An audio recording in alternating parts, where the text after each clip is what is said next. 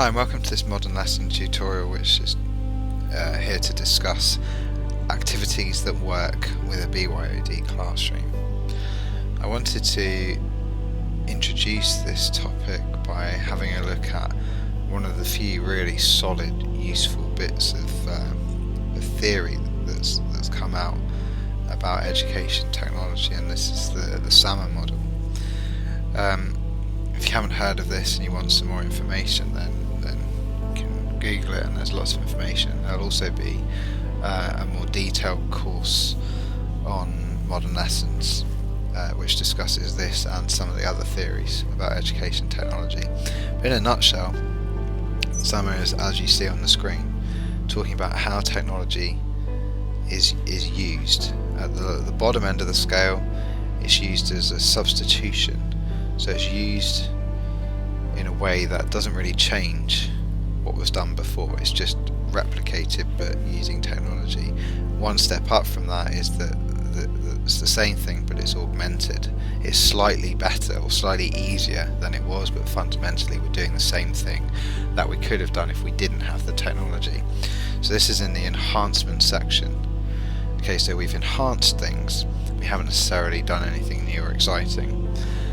At the top end of the scale, if that's what you want to call it, we have modification and redefinition, and these ideas are labelled broadly as transformational.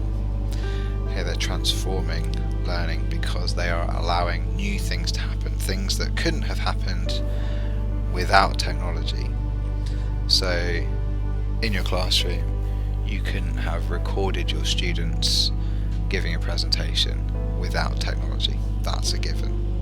At the opposite end of the spectrum, using a word processor, well, they could have just used pen and paper. There's nothing new or exciting about that.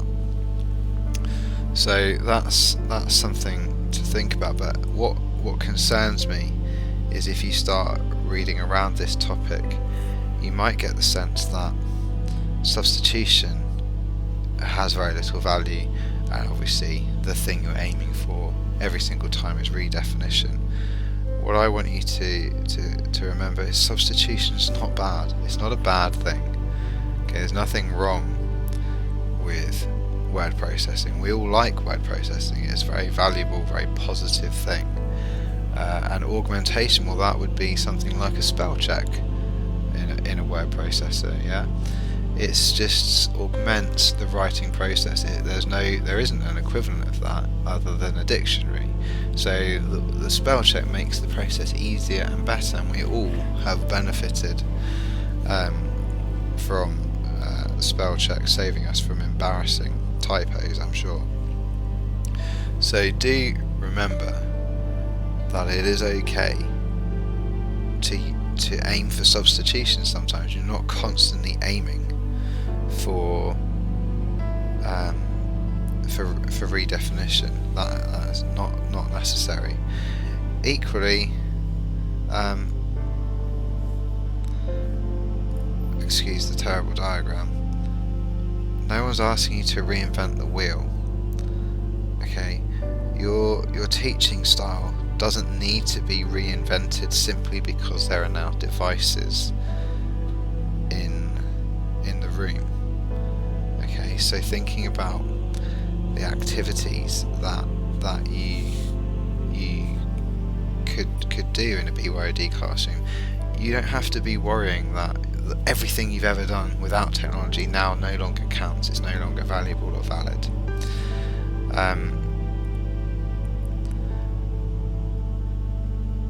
But what you do need to do is use your skills. Use the skills that you do have and work out how these can be translated into the world of technology. So let's take this example. Okay, there's always the danger with technology more than anything else to fall the victim of buzzwords and catchy names. But I think the flipped classroom is one of those rare things that is catching on and is genuine in its value. If you're not aware of the flipped classroom, I'll give you a little insight into that with this example. So I'm talking about using your skills and relating that to possible BYOD activities. So let's say that you are what you might call a bit of an old school teacher. You're the kind of teacher who can stand at the front of the class and capture their attention for 40 minutes, that they hang on every word that you say, and they really engage with you, and you don't use any props, you don't use technology, you don't use a whiteboard, you use nothing other than you. Oh, to be that teacher. I mean, that's a great skill in itself, and you need to utilise that. The flipped classroom is desperate for people like this. The flipped classroom utilises the idea that your lesson, a great lesson that you do, should be recorded, and instead of you delivering that lesson live in front of your class, you record it and you set as homework for them to watch that lesson.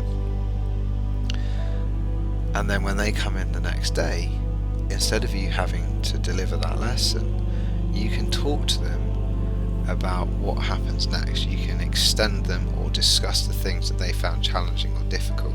So instead of delivering a great lesson, sending them away to do some homework, they get home, they think, oh, I didn't really understand that, or I wish I'd asked that question, or this, that or the other. Well, you're taking away all of those problems by bringing the homework to the classroom, and the classroom into the realms of homework. And that is a simple way that BYOD can facilitate that, because the students can take their device home and watch the content that you have produced. Okay. It is important that you make use of the basics. So with BYOD, we're talking audio and video content. Okay, these are really, really valuable tools, because mostly, by and large, they are not device-specific things. Media is a huge part of young people's lives. They understand it, they deal in it all the time. So many of them are authors of content that is audio or video based. So to engage with them on that level is really, really valuable, and BYOD lends itself to that extremely well.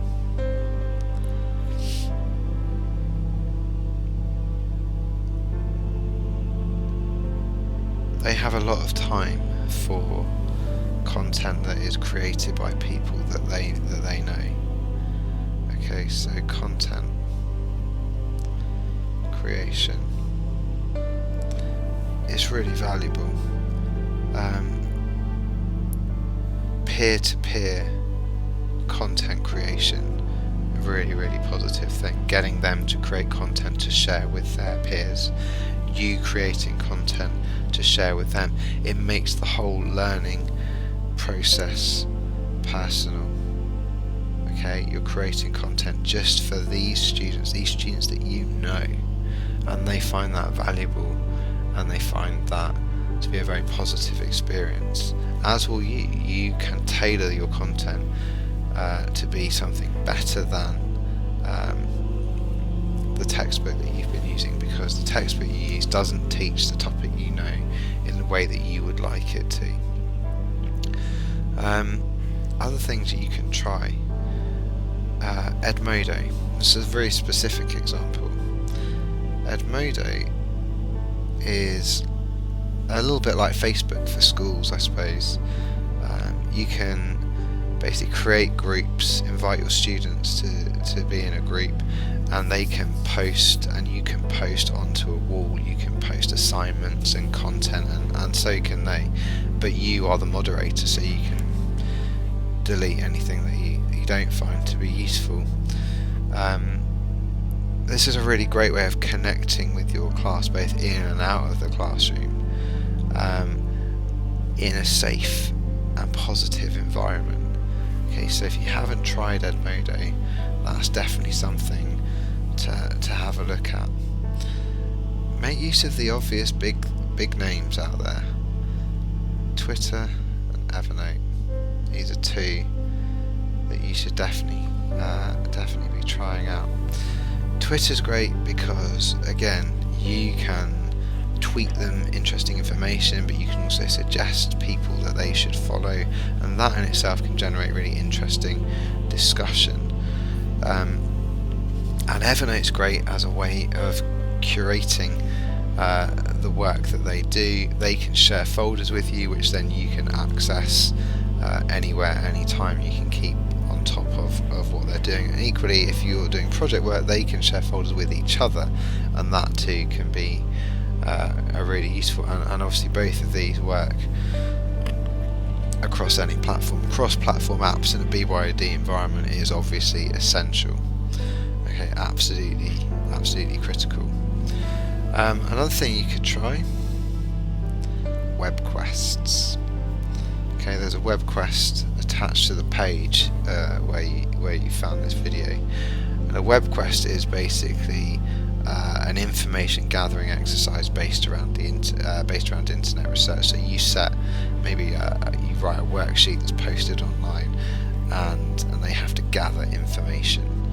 And the great thing about web quests is that you can set up rules around the web quest. So for example, you could say, okay, I need you to go and find answers to these things, but you can't use Wikipedia if you want to try and help them develop research skills, or you have to find two sources which agree with each other in order to answer a question. You have to reference both of those in order for the answer you give to be valid. So web quests, as I say, there's an example here that you could have a look at. Really valuable, useful thing that you can do in a BYOD classroom. Collaboration is another one of those buzzwords, but again, I think really important and valuable. There's a couple of ways that students can collaborate with their writing. The most sort of famous and popular is Google Docs or Google Drive, whatever it's called now. And this is a really great way for students to be writing content together and helping each other edit and curate work that they can be proud of and that they can genuinely create together. And you can sort of keep track of how that's working. So really, as a final thought on this topic, it's the activities that you do with your students need to be based around creating valuable content. Okay, it's about video, it's about audio, it's about the written word being utilised in a positive way.